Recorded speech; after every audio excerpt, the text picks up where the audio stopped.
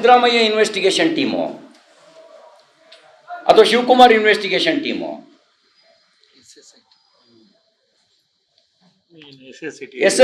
S I ಟಿನೋ SSITನೋ. ಹಾಗಾಗಿ ಮುಖ್ಯಮಂತ್ರಿಗಳೇ ಇದನ್ನು CBI ಅಥವಾ ಹಾಲಿ ಹೈಕೋರ್ಟ್ ಆರ್ ಸುಪ್ರೀಂ ಕೋರ್ಟ್ ನ್ಯಾಯಾಧೀಶರ ನೇತೃತ್ವದಲ್ಲಿ ತನಿಖೆ ಆಗಬೇಕು.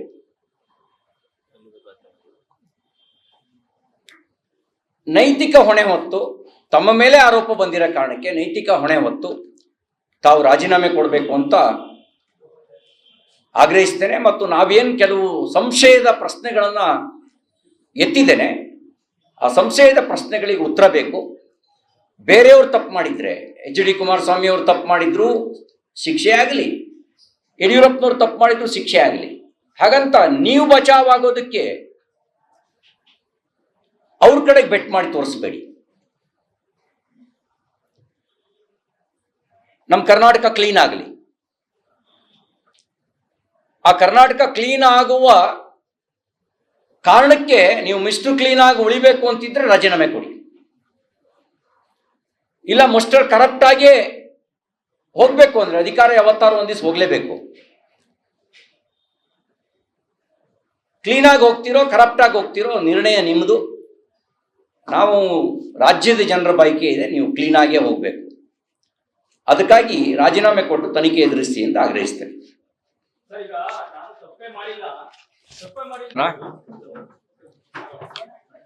ಎಲ್ರಿಗೂ ನಮಸ್ಕಾರ. 3ನೇ ತಾರೀಕಿನಿಂದ ಪ್ರಾರಂಭ ಆದಂತ ಭ್ರಷ್ಟಾಚಾರದ ವಿರುದ್ಧದ ಬಿಜೆಪಿ JDS ಪಾದಯಾತ್ರೆ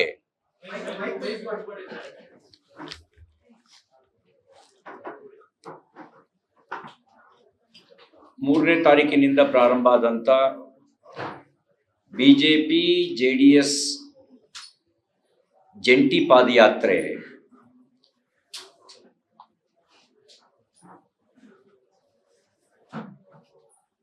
ಈಗ ಅದೊಂದು ರೀತಿಯ ಜನಾಂದೋಲನವಾಗಿ ರೂಪುಗೊಂಡಿದೆ.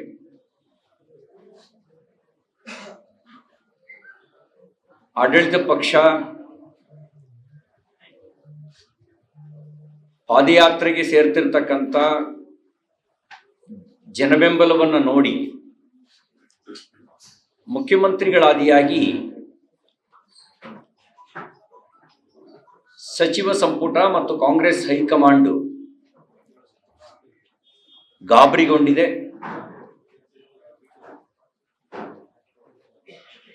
ಅವರು ಭಯಭೀತರಾಗಿ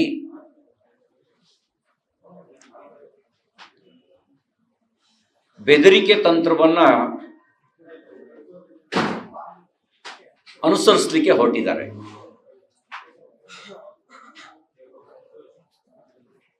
ನಮ್ಮ ಪಾದಯಾತ್ರೆ ಕಾಂಗ್ರೆಸ್ ಸರ್ಕಾರದ ಭ್ರಷ್ಟಾಚಾರದ ವಿರುದ್ಧ, ನಮ್ಮ ಪಾದಯಾತ್ರೆ ಮಹರ್ಷಿ ವಾಲ್ಮೀಕಿ ಅಭಿವೃದ್ಧಿ ನಿಗಮದಲ್ಲಿ 187 ಕೋಟಿ ರೂಪಾಯಿಗಳನ್ನ ನಕಲಿ ಖಾತೆಗೆ ವರ್ಗಾವಣೆ ಮಾಡಿಕೊಂಡಿರ್ತಕ್ಕಂಥ ಕಾಂಗ್ರೆಸ್ ಲೂಟಿಯ ವಿರುದ್ಧ ನಮ್ಮ ಪಾದಯಾತ್ರೆ ಮೂಡಾ ಸೇರಿದಂತೆ ವಿವಿಧ ಇಲಾಖೆಗಳಲ್ಲಿ ನಡೆದಿರ್ತಕ್ಕಂಥ ಭ್ರಷ್ಟಾಚಾರದ ವಿರುದ್ಧ.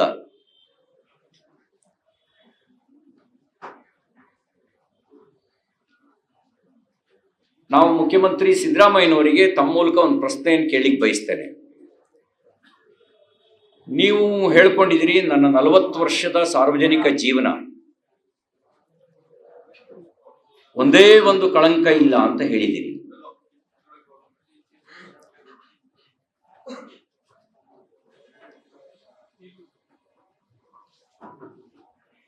ನಾನು ಮುಖ್ಯಮಂತ್ರಿಗಳಿಗೆ ಪ್ರಶ್ನಿಸೋದಕ್ಕೆ ಬಯಸ್ತೇನೆ.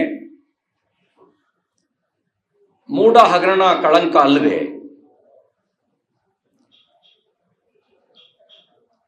ಮಹರ್ಷಿ ವಾಲ್ಮೀಕಿ ಅಭಿವೃದ್ಧಿ ನಿಗಮದಲ್ಲಿ ನಡೆದಿರುವ ಲೂಟಿ ನಿಮ್ಮ ಸರ್ಕಾರಕ್ಕೆ ಕಪ್ಪು ಚುಕ್ಕೆ ಅಲ್ವೇ?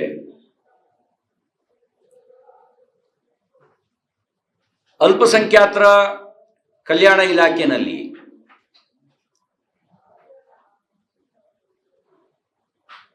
ಕೆಟಿಟಿಪಿ ಆಕ್ಟ್ನ ಉಲ್ಲಂಘಿಸಿ ಒಂದೇ ಕಂಪನಿಗೆ 600 ಕೋಟಿ ರೂಪಾಯಿಗಳನ್ನ ಟೆಂಡರ್ ಕೊಟ್ಟಿರ್ತಕ್ಕಂಥದ್ದು ನಿಯಮ ಉಲ್ಲಂಘನೆ ಮಾಡಿ, ಅದು ಕಪ್ಪು ಚುಕ್ಕೆ ಅಲ್ವೇ?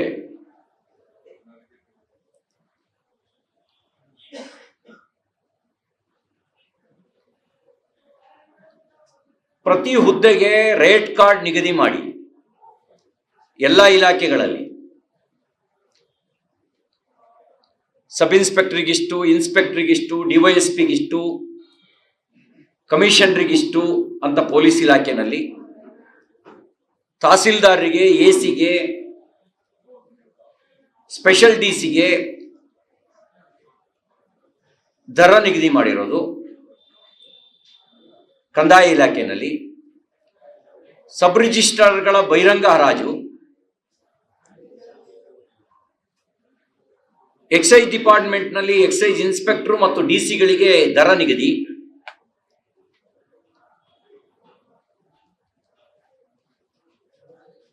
ಸಾರಿಗೆ ಇಲಾಖೆಯಲ್ಲಿ ಆರ್ಟಿಒಗಳ ಬಹಿರಂಗ ಹರಾಜು.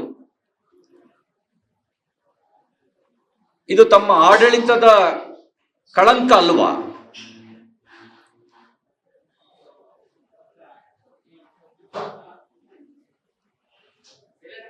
ಬೆಂಗಳೂರಿನಲ್ಲಿ FIRಗೆ ಒಂದು ಅಡಿಗೆ 100 ರೂಪಾಯಿ ಕೊಡ್ಬೇಕು, ಇಲ್ಲಿ ಹೋಗ್ತಾ ಇದೆ ಆ ದುಡ್ಡು.